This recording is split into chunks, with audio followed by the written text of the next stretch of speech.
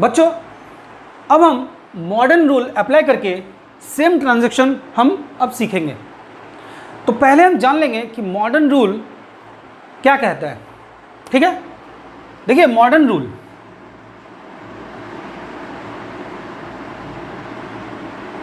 ठीक है, modern rule कहता है ऑल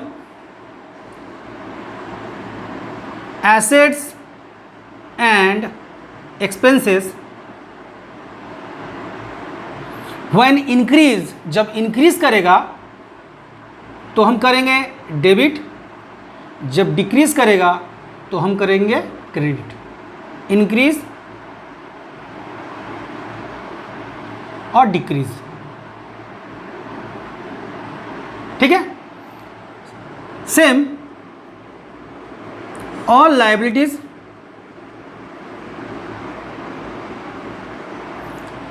कैपिटल और इनकम जब इंक्रीज करेगा तो हम करेंगे क्रेडिट, जब डिक्रीज करेगा तो हम करेंगे डेबिट। अब ये रूल फॉलो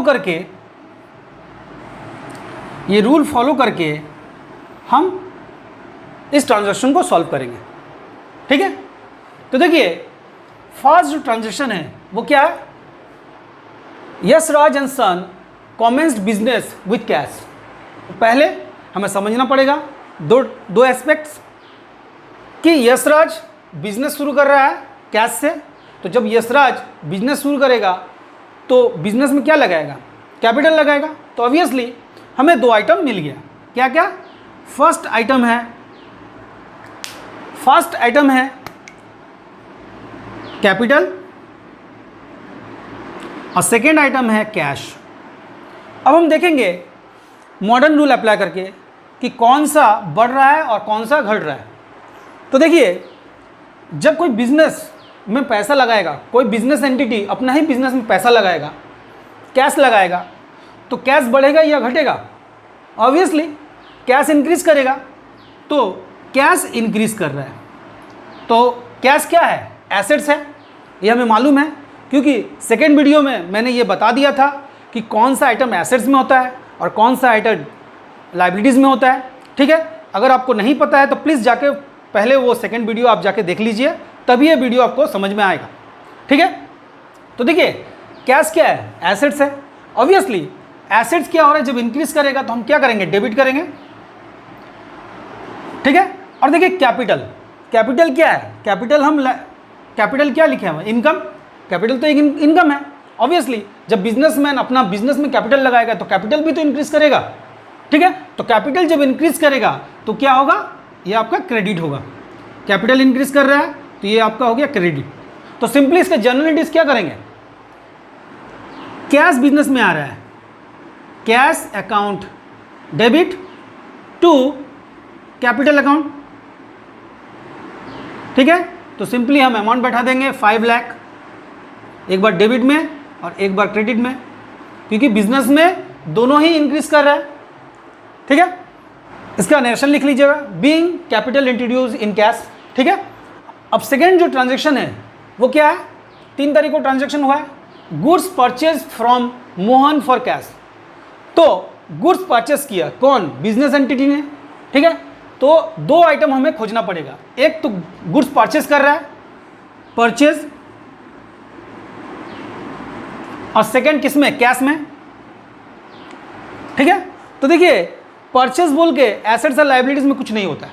ठीक है, सिंपली जब कोई बिजनेस एंटिटी जब कोई जिनिस खरीदता है तो उसका स्टॉक बढ़ता है, ये हमें मालूम है, स्टॉक बढ़ता है। परचेज को हम स्टॉक बोलेंगे। तो स्टॉक, जब कोई बिजनेस एंटिटी स्टॉक परचेज करेगा तो ऑब्वियसली उसका स्टॉक बढ़ेगा। तो स्टॉक क्या है, एसेट्स है, और स्टॉक जब इंक्रीज करेगा तो हम क्या करेंगे, डेबिट, इंक्रीज कर रहा है तो ये आपका हो गया डेबिट। और कैश, ऑब्वियसली जब हम स्टॉक खरीदेंगे तो कैश तो चला जाएगा, तो कैश मेरा डिक्रीज हो रहा है, तो हमने क्या बताया, फर्स्ट रूल कि all assets and expenses.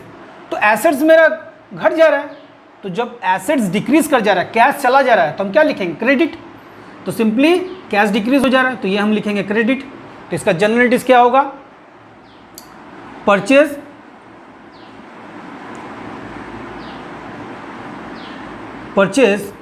Account debit to cash account, ठीक है। और अमाउंट आपको बैठा देंगे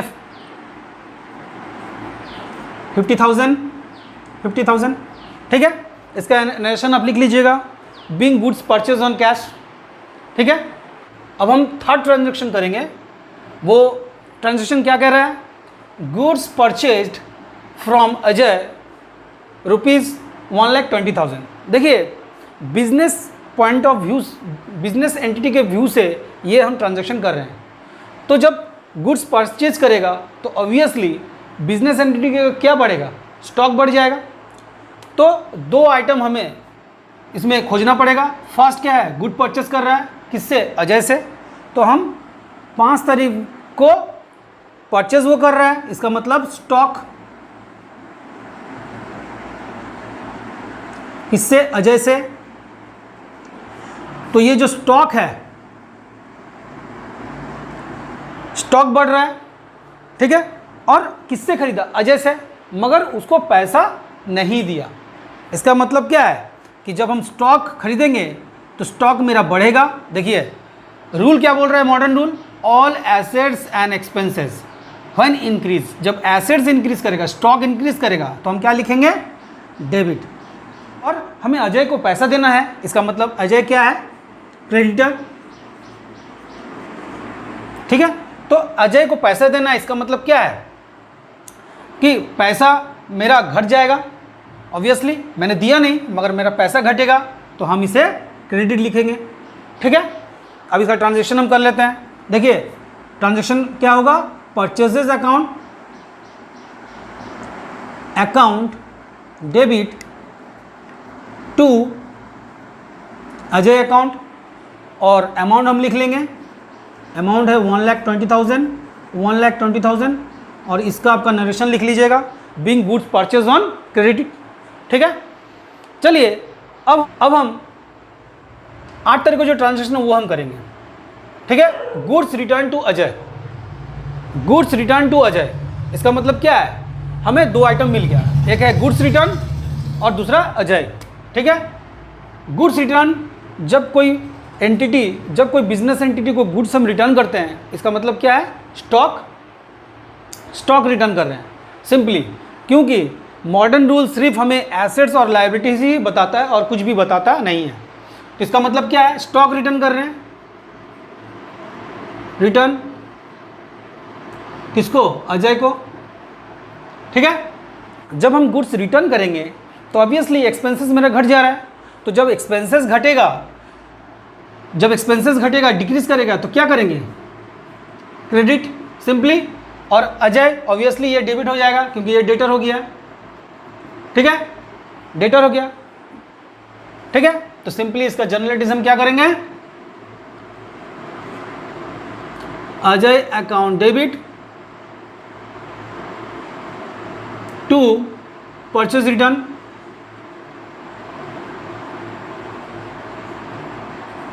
ठीक है। और जो अमाउंट है वो हम लिख देंगे 5,000, ठीक है। चलिए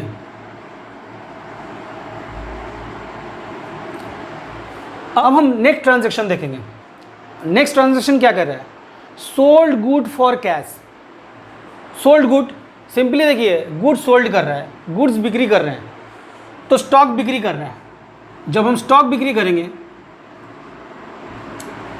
सिंपली स्टॉक अगर हम बेचेंगे तो कैश आएगा, स्टॉक और कैश।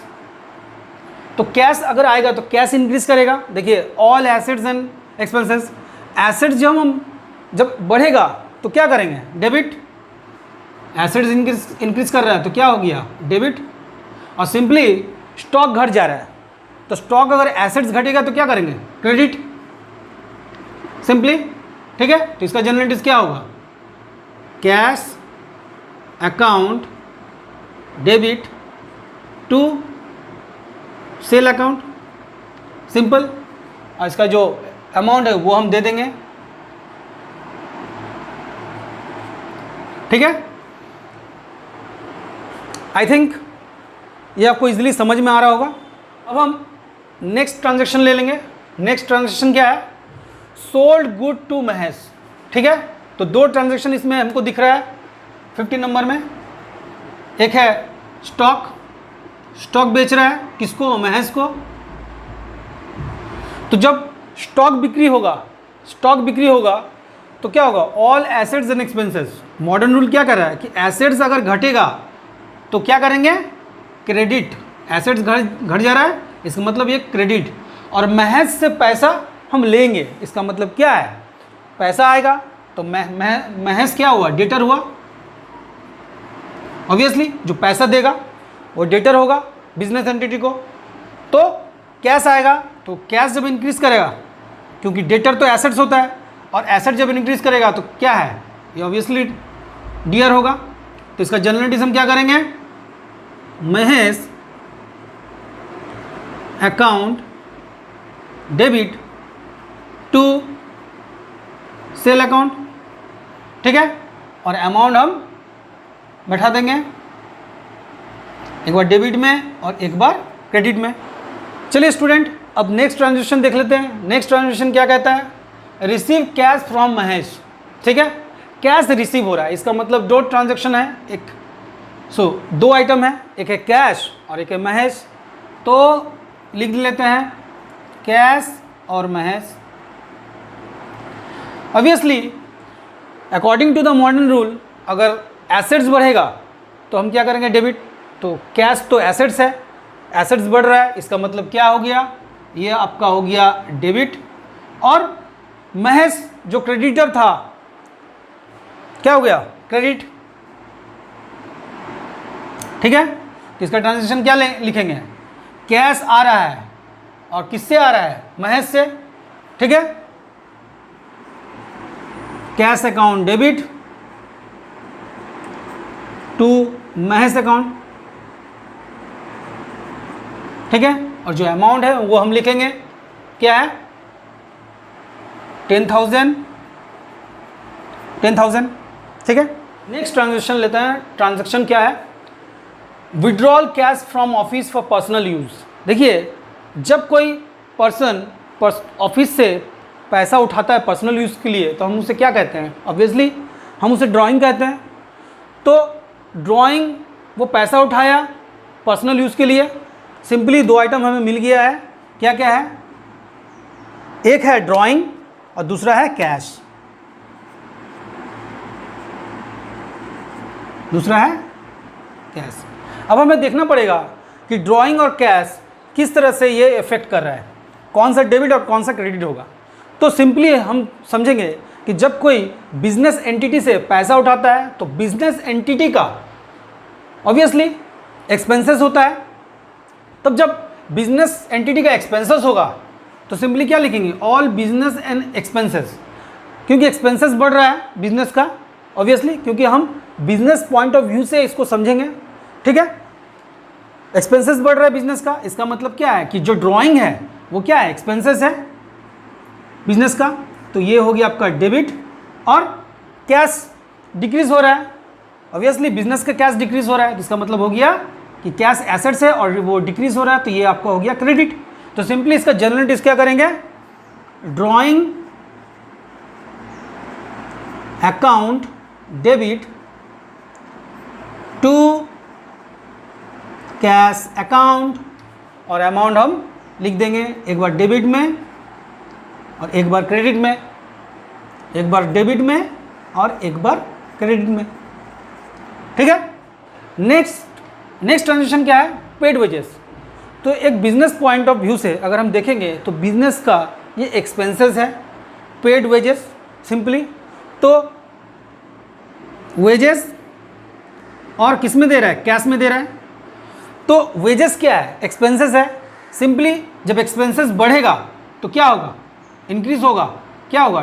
डेबिट। ठीक है, और कैश क्या हो रहा है? घट रहा है, क्योंकि वेजेस पे करने के लिए कैश घटेगा, सिंपली कैश डिक्रीज हो रहा है, तो ये हो गया आपका क्रेडिट। ठीक है, अब इसका जनरलिटीज कर लेंगे। Wages account debit to cash account simply, और हम लिख देंगे 450 और इसका नरेशन आप लिख लीजिएगा, being wages paid for cash, paid on cash. ठीक है, अब नेक्स्ट ट्रांजेक्शन देख लेते हैं, पेड सैलरी टू गोपाल। ठीक है, तो ऑब्वियसली ये उसी तरह से है 29। ठीक है, सैलरी कैश में दे रहा है वो, फार्म का एक्सपेंसेस है तो एक्सपेंसेस होगा, एक्सपेंसेस इंक्रीज कर रहा है तो ये हो गया आपका डेबिट, और कैश डिक्रीज कर रहा है तो ये हो गया क्रेडिट। तो जनरल एंट्रीज क्या होगा, salary account debit to cash account. ठीक है, और अमाउंट हम बैठा देंगे, एक बार डेबिट में एक बार क्रेडिट में सिंपली। लास्ट ट्रांजेक्शन क्या कर रहा है, रिसीव कमीशन ₹200।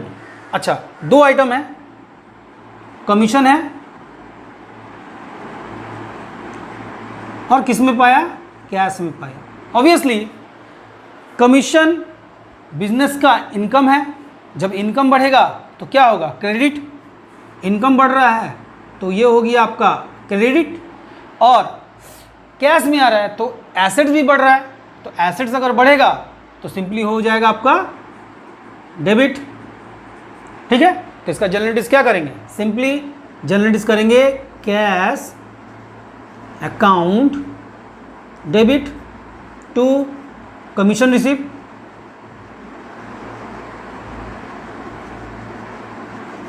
अकाउंट। ठीक है, और अमाउंट बैठा देंगे 200, एक बार डेबिट में और एक बार क्रेडिट में। ठीक है, तो दैट्स ऑल बच्चों, आज के लिए इतना ही। आशा करते हैं, आई होप कि ये वीडियो आपको बहुत अच्छा लगा होगा। इस वीडियो में मैंने एक ही क्वेश्चन को दो तरीक़ा से करके सिखाया है, एक है ट्रेडिशनल रूल और दूसरा है मॉडर्न रूल। आप कोई भी तरीका यूज़ करके जनरल एंट्रीज करेंगे, ठीक है, क्योंकि एक बच्चे को दोनों तरीका आना चाहिए, और ये कभी कभी कंफ्यूज करता है कि कौन सा तरीका हम करेंगे। तो ये आपके ऊपर है, आप कौन सा तरीका यूज़ करेंगे। ठीक है, तो देखिए, अगर मेरा वीडियो आपको अच्छा लगा होगा तो प्लीज़ इसे लाइक, शेयर और कमेंट करना भूलिएगा मत। आज के लिए इतना ही, थैंक यू।